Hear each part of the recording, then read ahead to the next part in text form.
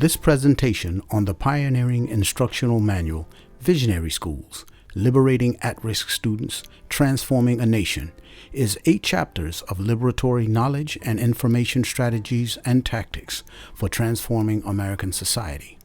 The introduction explains and amplifies my history as an alternative school teacher, how my ideas germinated into this manual after struggling to resurrect the minds of expelled and suspended African and Latinx students. We must understand that liberation is imperative, meaning that public education must teach freedom and justice for its colonized populations.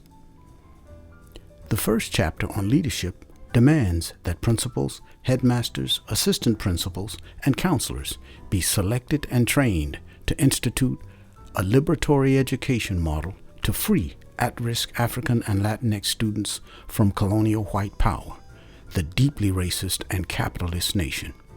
This form of leadership must be transformative. It directs hiring, professional development, teacher self-care, and ultimately the role of policing and how it relates to at-risk students. The curriculum of liberation to discontinue the normalization of colonial miseducation requires leadership in the classroom, liberatory teachers with the knowledge that the theme of every class is liberation. Teachers target at-risk students to excel, uplifting the African male, using the language of empowerment, and being stewards of the Earth's environment. Sustainability.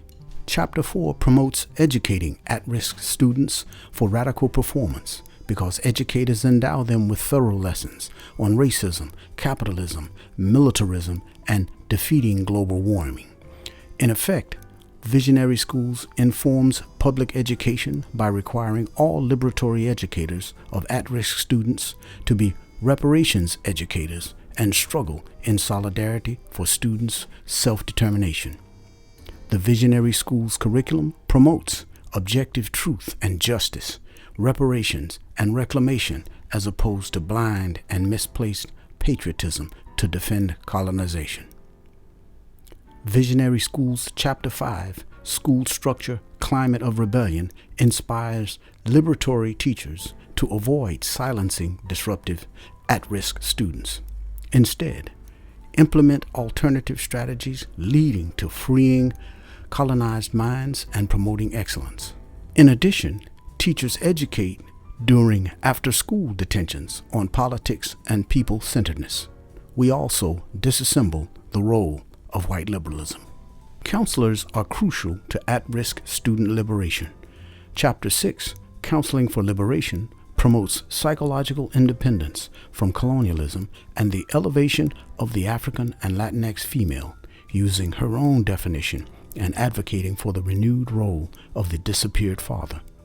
Spirituality and prayer have their unique places at Visionary Schools, yet religious extremism is chastised for its confusion, brutality, and chauvinism. Counseling for Self-Discipline, Chapter 7, illuminates the sacred nature of the teacher-student relationship with a focus on attendance. Visionary Schools delves into at-risk white students, food preparation, and militarism in public schools. With missionary zeal, at-risk students learn discipline for collective action and group uplift as compared to foreign and domestic military aggression. Chapter 8, Transformative Tenets, clarifies why at-risk students require and deserve liberatory education. This final chapter reminds the reader of the urgency of liberatory education to transform society from racism, capitalism, and climate destruction to freedom, social justice, and socialist democracy under the leadership of the African and Latinx working class. This population, whose commodified bodies produced the original finance capital for the most powerful nation in history, the United States of America, deserve no less than education for power in solidarity with indigenous and poor and working class whites to challenge the status quo. No compromise, no apology.